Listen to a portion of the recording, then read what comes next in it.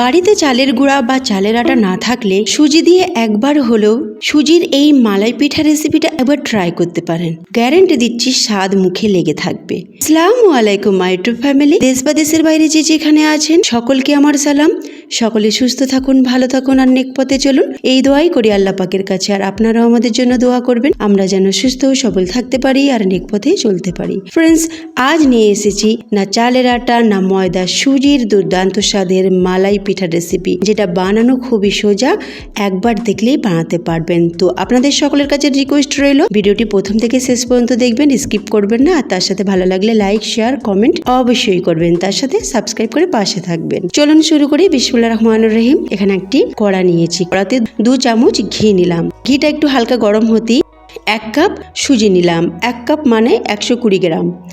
সুজিটাকে হালকা আঁচে 2 মিনিট প্রথমে নাড়াচাড়া করব।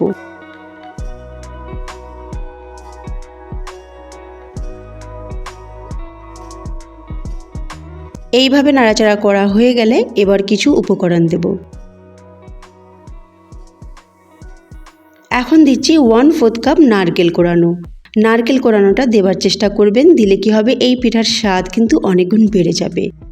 আর দিলাম স্বাদ মতো লবণ। এবার 2 মিনিট এই নারকেল কোড়ানো দিয়ে ভাজতে হবে কম আঁচে, তার থেকে বেশি না, এই রকম করেই ভাজবেন।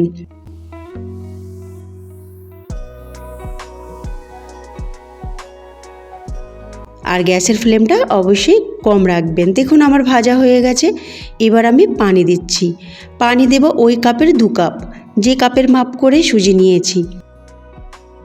এবার এইভাবে নাড়তে নাড়তে একটা ডো তৈরি করে নেব। গ্যাসের ফ্লেমটা কিন্তু অবশ্যই কমই রাখবেন। দেখুন ডো তৈরি হয়ে গেছে। এবার ডোটাকে আমি ঢাকনা চাপা দিয়ে রেখে দিলাম গ্যাসের ফ্লেমটা বন্ধ করে। তারপরে আমি একটা প্লেটে নিয়ে নিলাম। আর এটা গরম থাকতে থাকতেই কিন্তু মেখে নিতে হবে, ঠান্ডা হলে কিন্তু ভালো করে মেখে নেওয়া যাবে না।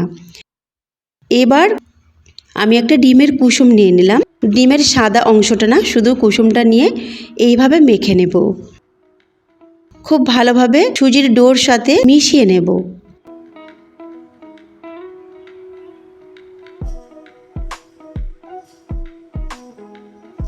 মেশানো হয়ে গেছে।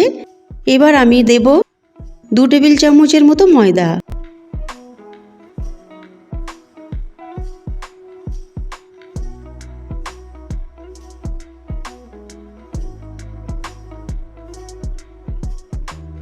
এবার ময়দাটাকে খুব ভালোভাবে মিশিয়ে নেবেন। যদি মনে হয় যে আরেকটু ময়দা লাগবে তো আরও 1 টেবিল চামচ দিতে পারেন।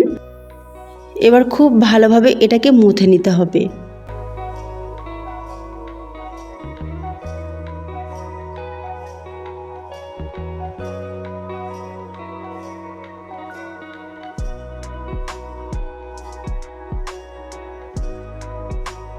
একেবারে সফট আর স্মুথ ডো তৈরি করতে হবে। দেখুন আমার ডো একেবারে রেডি। এবার আমি হাতটা পরিষ্কার করে ধুয়ে আসছি। তারপরে আমি এর শেপগুলো দেব। তো হাত ধোয়ার পর আমি একটু হাতে ঘি মেখে নিলাম, কারণ হাতে জড়াতে পারে, সেই জন্য একটু ঘি দিলাম। এবার আমি শেপ দেব। হাতের মুঠোতে যতটা লাগবে ততটা নিচ্ছি, নিয়ে এইভাবে প্রথমে গোল করে নেব। 2টো হাতের তালুতে এইভাবে রেখে গোল করে নিয়ে তারপরে এক সাইডে চেপে লম্বা করে নেব, তারপরে অপর সাইডে চেপে লম্বা করে নেব। কেমন করে আমি বানাচ্ছি একটু ভালো করে ফলো করুন। আমি একদম ল্যাংচার শেপ দিচ্ছি, যেরকম ল্যাংচা হয় ঠিক সেই রকমই শেপটা দেবার চেষ্টা করছি। দেখুন এরকম শেপ আমি দিয়েছি, তবে শেপটা আপনারা আপনাদের পছন্দ মতো দেবেন, যে যেরকম পছন্দ করেন সেরকম শেপ দিতে পারেন। এইভাবে আরেকটা আমি বানিয়ে নিচ্ছি। ফ্রেন্ডস, এই পিঠা রেসিপিটা সত্যি বলছি খুবই মজাদার একটা পিঠা রেসিপি, অবশ্যই আপনারা ট্রাই করবেন। আর যাদেরকে খাওয়াবেন সত্যি বলছি তারা আপনার অবশ্যই তারিফ করবে, আর আপনার ফ্যামিলিও বারবার এটাই বানানোর জন্য আপনার কাছে ডিমান্ড করবে।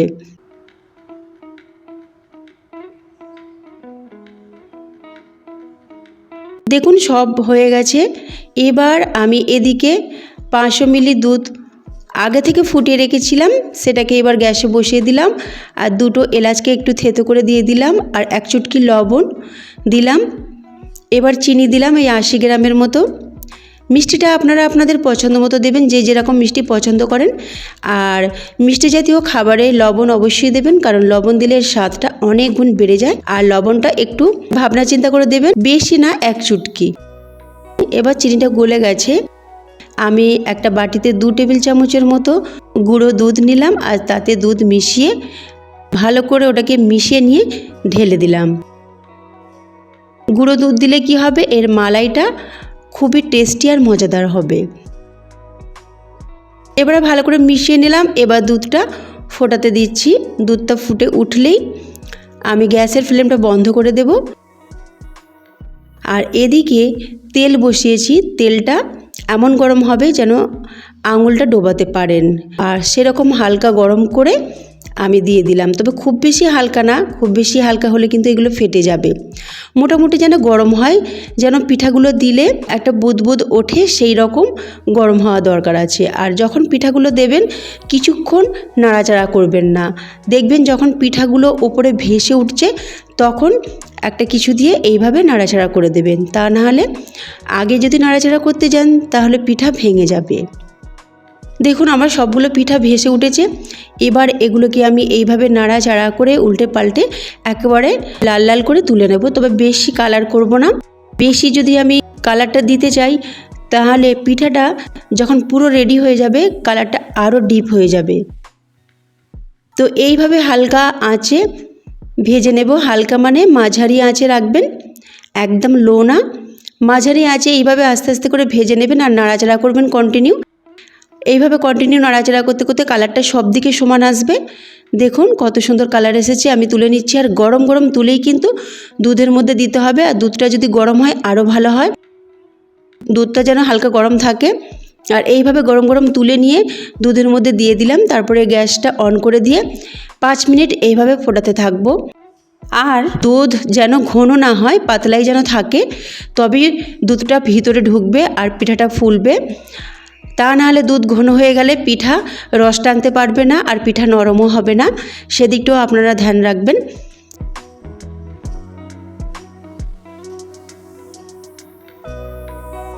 পাঁচ মিনিটের মতো ফুটিয়ে নিয়েছি। আমি আপনাদেরকে খুলে দেখাবো। দেখুন এরকম হয়েছে। এবার ফোটানো হয়ে গেলে আমি কিছুক্ষণ ঢাকনা চাপা দিয়ে রেখে দেব। তারপরে আমি আপনাদেরকে দেখাচ্ছি। দেখুন মালাইটা এইরকম হয়েছে। এবার আমি এটাকে পরিবেশন করে নেব। তো প্লেটে নিয়ে নিচ্ছি।